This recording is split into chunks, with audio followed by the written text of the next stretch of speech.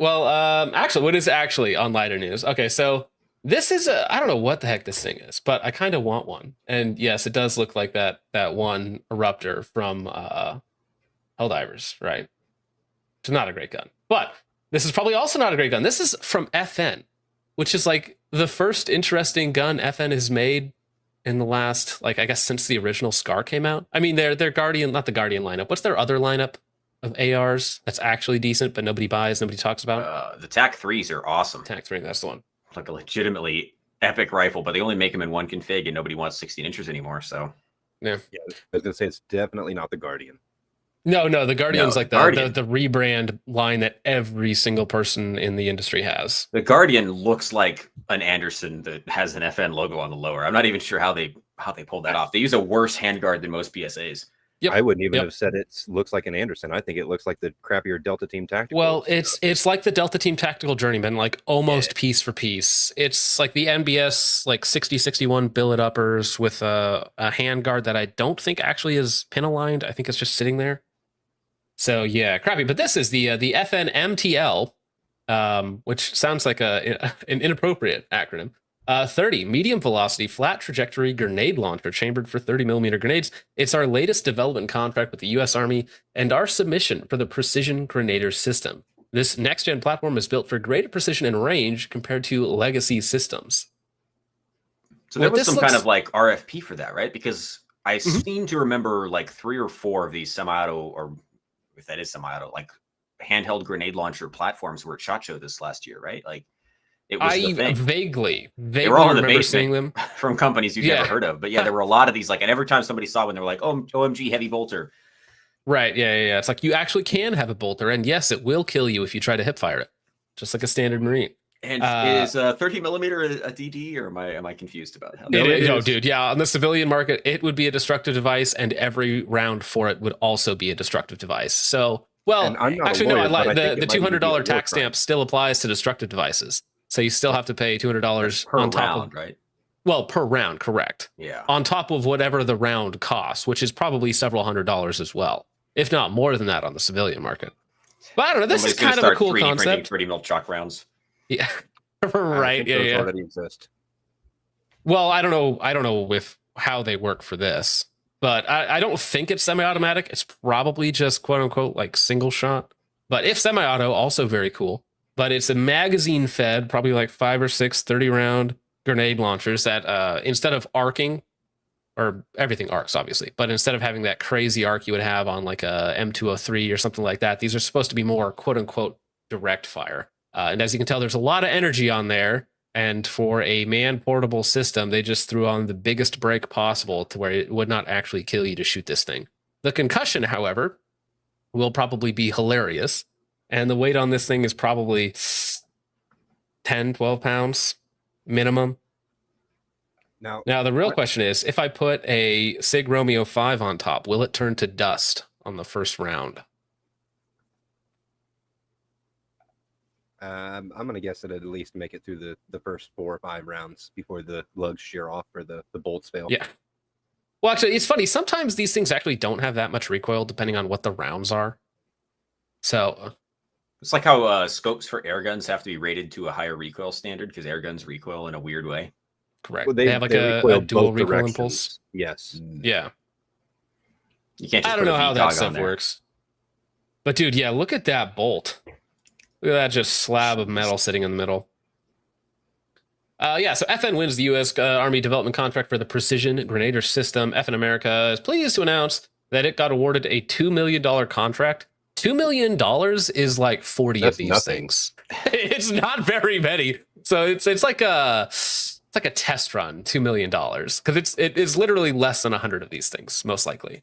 I don't see why outside of development costs that gun itself should cost more than $2,000. Like, why is that more expensive than a Scar Heavy, right? Well, it's going to be the development costs and just the amount of material and machining required. Because internally, it's probably not that complicated. You know, you have a huge heavy bolt, some sort of charging mechanism, and then you have like an aluminum frame around it, and then a magazine. Now, what looks interesting to me is it looks like this magwell is replaceable. So I don't know if it's meant to, in the future, accept different types of shells or something that would require you to not have a magwell on. 25 mil version for sale to South Africa to replace their Denels or something like that. Yeah, possible. Increased lethality and precision compared to legacy grenade launchers. MTL design. That's got to be like a 4-round magazine. Probably. Find the paragraph where they explain why not the entire gun is black or brown. Yeah. Why is it? Yeah, why well, is that it was a already DoD two-tone? requirement. They needed everything needs to be two-tone. I didn't even build that from a parts kit. And it's already two-tone. Come on. The FN MTL-30 shoulder-fired launcher can engage in close-quarter warfare. All right, defeat targets in defilade, and engage unmanned aerial systems. Oh, okay. So it could also be like anti-drone, like some sort of proximity. Yeah, munitions for blowing a cluster of drones out of the sky. Yeah. Interesting. I mean, I said bet you John could fit Bunger. quite a bit of shot in one of those things if you turn it into a giant shotgun. Yeah, providing solutions that can counter multiple threats is critical for future battlefield engagements, and we are excited that the Army is interested in maturing our PGS solution. We are fully committed to this system and its development. You know, it's funny. This is a perfect Western versus Eastern example, right? So the West will build something like this to counter drones, and then people in the East will literally just be carrying a hunting shotgun. Now, this is hopefully more effective, but in the East, they tend to simpler and quantity over quality. The way that they counter drones in the East is by making the cost of one man on the field cheaper than the cost of one drone on the field. Let's see. So the 30 millimeter medium velocity grenades and a detachable box magazine with 3 or 5 round capacity, 35 inches in length, which is actually pretty darn long. Short. 35 inches is like a 20-inch AR. So this is actually huge. It looks stubby, but this is huge. Other, like, what is this compared to? Right, this would be compared to the 1903 and the 6-round. What is it? I can't think of the designation on it. And those are pretty large for no more barrel than what you get out of them. Well, I mean, we're probably still looking at like a 16-ish inch barrel on there if it's 35 inches overall. M4 style. The Denel, is it called the PA-20? Is it a 20 mil shoulder fired launcher? PAW-20? Denel, so. 20. It's the one that's in all of the South African Neil Blomkamp films. The Neopop?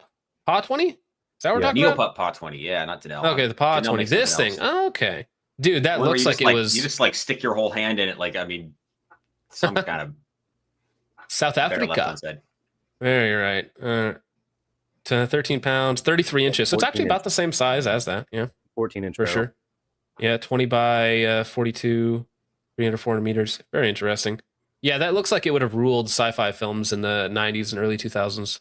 It's got a sick EOTech 510 on it. I like that. What lasts longer, the rounds or the battery life on that thing? Yeah. Okay. Well, hey, modern 2025, everything has AR controls now. You're welcome. We got an M4 buttstock, which looks like just yeah. We got the double cheek riser on a Magpul CTR stock. Fantastic. Visual augmentation system. Boss, what the heck is a visual augmentation system? Is that that's not the XM157? No, that's just the word you use to try to convince people that the idea of an optic is somehow more sci-fi than they thought it was. Well, listen, we need $2 million for this contract, okay? It's like when they started calling one of the SIG Tangos the DVO, the direct view optic. You're like, yeah, as opposed to those indirect view optics. What the fuck are you talking about? Well, listen, it sounds fancy. It's not a periscope, okay? It's direct view. It's not mirrored. Okay, I just want to see, is it... I didn't see if it said it was semi-auto or not, because if this was somehow... I don't think it is. So you'd have to put an entire recoil system and then a gas system on it or a recoil operating system on the barrel or something. Should make it more complicated. I think just single shot side charging, actually dual side charging. How about that? The charging system just doesn't look that effective because it's so... there you go. Yeah. Soldier portable semi-automatic. So it is. Oh, it is semi-automatic. There's some kind of gas system in there, maybe. All right. Yeah. Hopefully it's a non-reciprocating charging handle, unlike their previous rifles. They figured that out 3 or 4 years ago. Somehow 20 years later, after the SCAR came out, they're like, we should probably... we have the technology. We can fix this. Okay. We lost the blueprints, just like the Apollo program. We can't do it anymore. The telemetry data is gone. It's over.